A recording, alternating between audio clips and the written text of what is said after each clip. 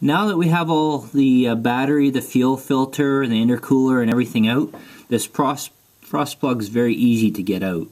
What I've done is I've drilled a hole, and I've taken my slide hammer, and my slide hammer has a nice little L-shaped piece to it that I can use to pull out.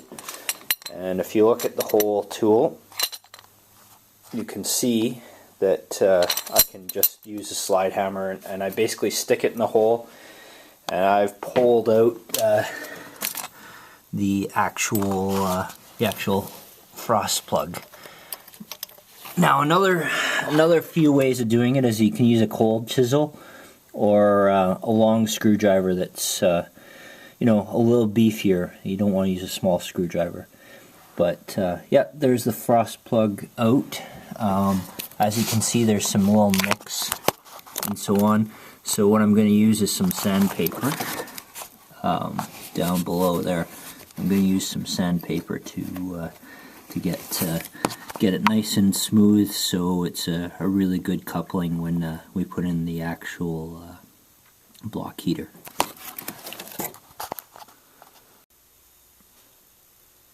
So here's the block heater that we're going to put in. It's 35 millimeter.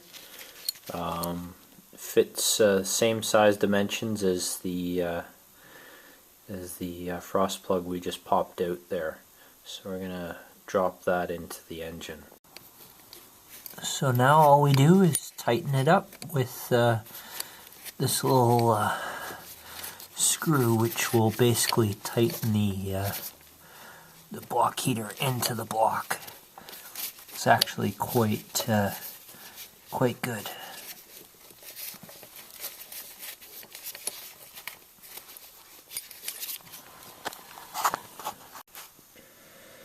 So we've got a fully installed block heater now.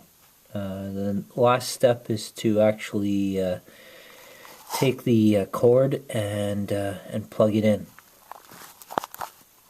So we've run the cord of the block heater, and I use some tie straps to kind of hold it to different parts of the truck.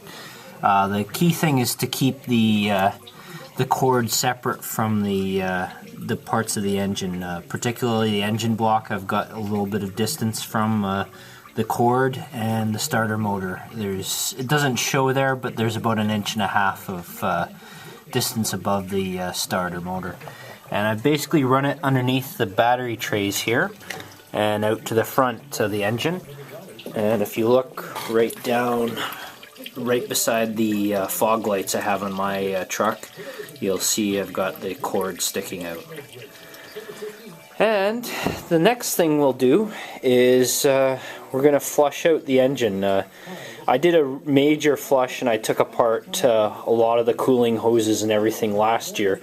So only right now I'm just going to flush out the engine block, and I'm going to flush out the radiator. And to do it, it's relatively easy to do what I'm going to do. I've basically taken the top hose off the radiator, and I basically fill up 2-liter bottles of pop, and I pour them through the system. So I take turns, I fill up the bottle, and I pour it through the radiator, and then I pour water through the actual engine block, and it drains out through the drain plugs below. I'll show you below what I have here. So I have one reservoir here catching the radiator coolant mess that's cleaning out of there, and I have one in the back to catch all the water that comes out from the engine block. Essentially, you can see that it's still a reddish color, so there's still a lot of contaminants in the system. So I'm going to patiently run through as many bottle loads of water as I can into the system to flush it out. If it's nice in the summertime, which it isn't, it's December right now, you can have this out in your driveway and pour it out. Once you've taken care of removing all the chemicals from the system first, you don't want to have the glycol kind of stuff pouring all over the driveway. But this is kind of contaminated water, so it's a little less hazardous to work with. So you can use a garden hose outside if you can. Now, looking at the water, it's relatively clear now from what's actually coming out of the engine block. So I think I'm going to actually plug up the hole in the engine block and tighten down that drain plug. We're still looking at the radiator, and it's still got a pile of red stuff in it, so I'm going to keep running a little more water through it. The other thing you'll notice is the radiator drains a lot more slowly than the actual engine block. I may get impatient and I might actually just disconnect the lower rad hose rather than using the drain nozzle that's provided for this purpose. We'll see how patient I am. But yeah, we're still flushing out the radiator. I'm going to start getting ready to go ahead and plug up the engine block with the actual drain plug. Just one other preventative measure that I do before I put in the actual block plug for the coolant is I wrap it up with one turn of Teflon tape, the plumber's tape. That just helps seal up the connection to the block and prevents any messy coolant leaks later. Just a little bit of tape around it is just fine. Some people use that sealant that I use to seal up the actual frost plug block heater. That's fine too, but I prefer the Teflon tape because I know it kind of stays on the threads of the little bolt here. So here we are back underneath the engine on the left-hand side, or the driver's side for the Pajero. And you can see the Teflon tape, the white of it, where the plug's back in on the engine block there. So we're ready to fill up the engine block with 50-50 mix of coolant and distilled water. Now the next step is to take apart the actual fuel filter. Well, because I'm actually going to change out the fuel filter. If you're just going to put the same one in, then skip this step.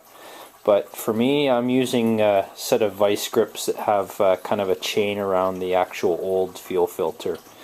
Some people use just a vise with a block of wood so you don't crimp the fuel filter. I'm just a little bit careful with this, and plus this is the old one.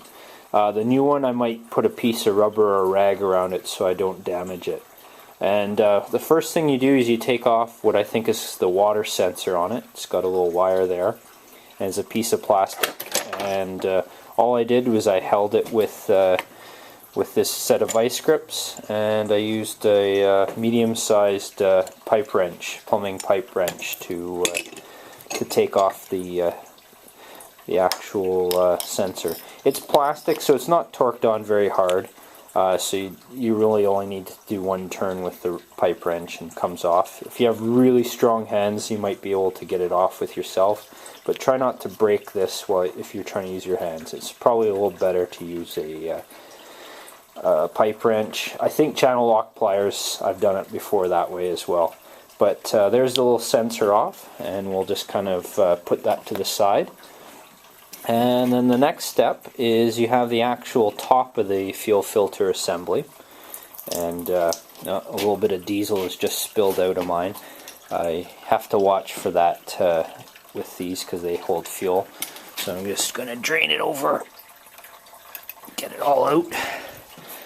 But it's a little trickier. I use these vice grips, and I probably use a pipe wrench to pull it off, or I might use a vise depending.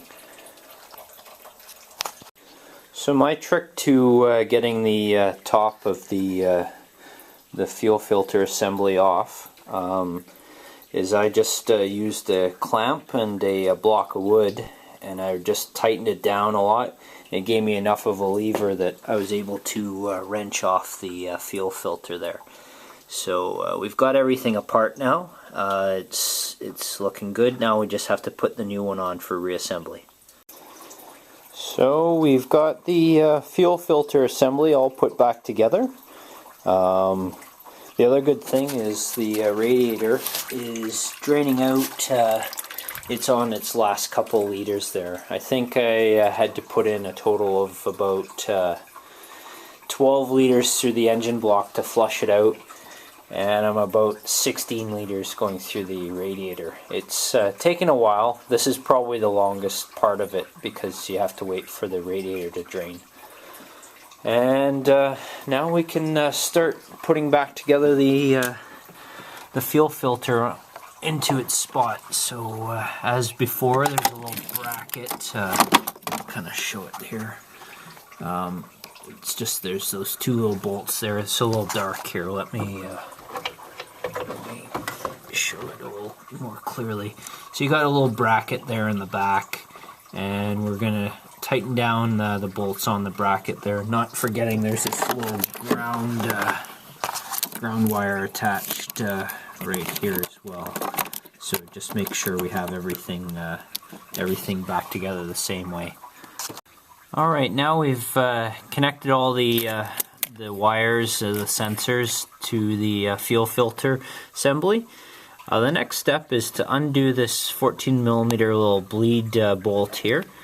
And then there's this little pump that basically unthreads on this side.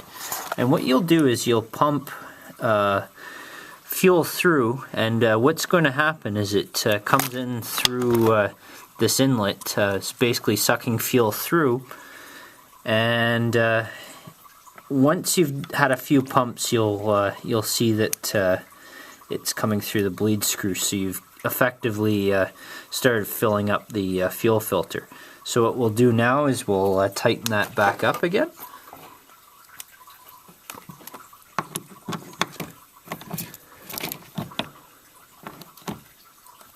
You don't have to tighten it too tight or anything. And we'll give it, I would say I'm going to do 20 pumps.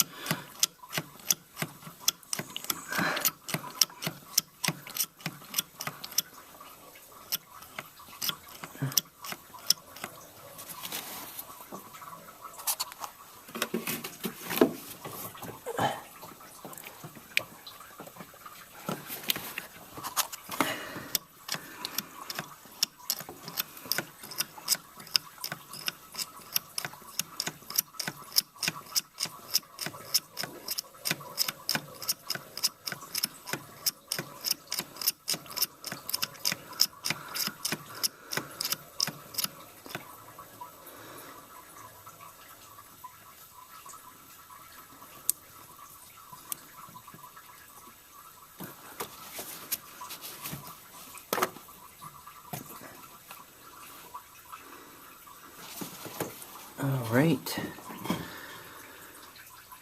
so now the system is more or less primed, and we'll try to get the air out of the system. It'll be relatively straightforward. We have the injector pump assembly here. Since we've primed the fuel filter, I don't anticipate that we'll really have to do much. I think things are fine because we kept the system pressurized on the outlet side of the fuel pump assembly. So we're just going to try to run it without having to prime the whole system. If you really do want to not take any chances, you can take out all 4 glow plugs and you can basically turn over the engine for 5 or 6 turns, and that should pressurize up the system again too. If we have problems, that's what I'll resort to, but right now I'm assuming everything is fine. The next step now is we're going to put the batteries back into the battery boxes here. Okay, so we've filled up the whole cooling system. It takes a little while to get the whole radiator and the engine block all filled up, but we are. So now I'm going to go ahead and put the last few pieces together, and then we'll get the whole system primed for cooling. The intercooler is just the last piece to install on.